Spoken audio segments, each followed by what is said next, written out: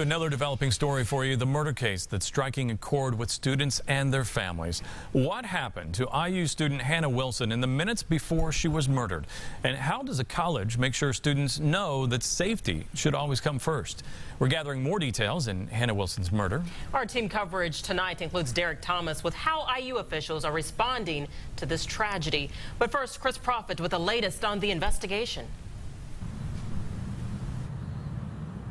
And police aren't releasing any new information today in the case, including how Daniel Messel and Hannah Wilson allegedly crossed paths on the night that she was killed. We did, however, talk to a woman today who found Wilson's body in that rural portion of Brown County. Today, there was a makeshift memorial at the site. That woman, who didn't want to speak on camera, did tell me that she was driving when she spotted the body on the side of the road. The Brown County Sheriff's Department, along with state police, are investigating the murder, and both departments said today that they are not commenting on the investigation. Court records released yesterday do show that Hannah Wilson was at a house party with friends on Thursday night at a hotel. The group then told investigators that they went to a popular Bloomington bar, but that Wilson was too intoxicated and that friends called her a cab to drive her back to her Bloomington home.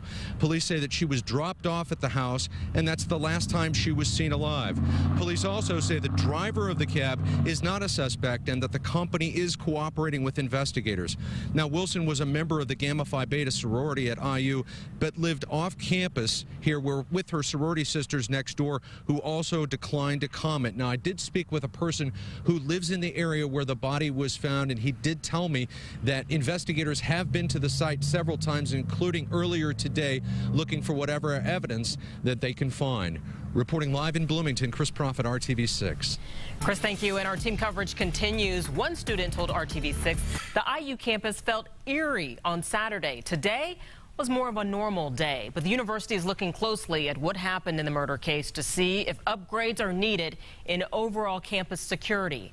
Derek Thomas reports. The school year will soon be over, but what happened to Hannah Wilson will not be forgotten.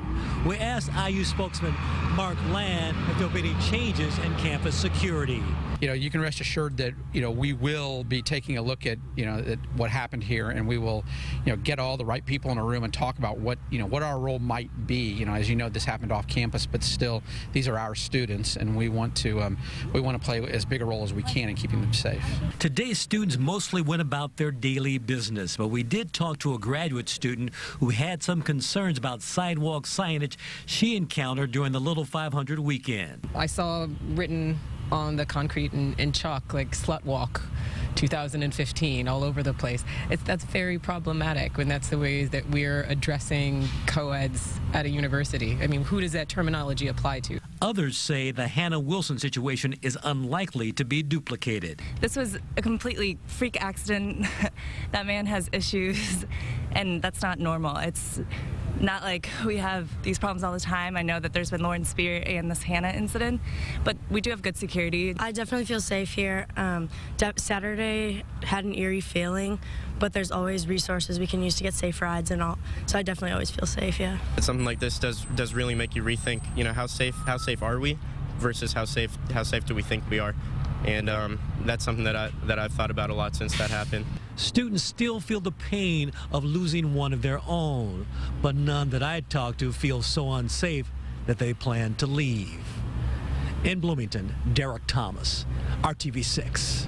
Police are keeping the university abreast of the investigation. The final report will dictate if anything needs to be changed to improve student safety.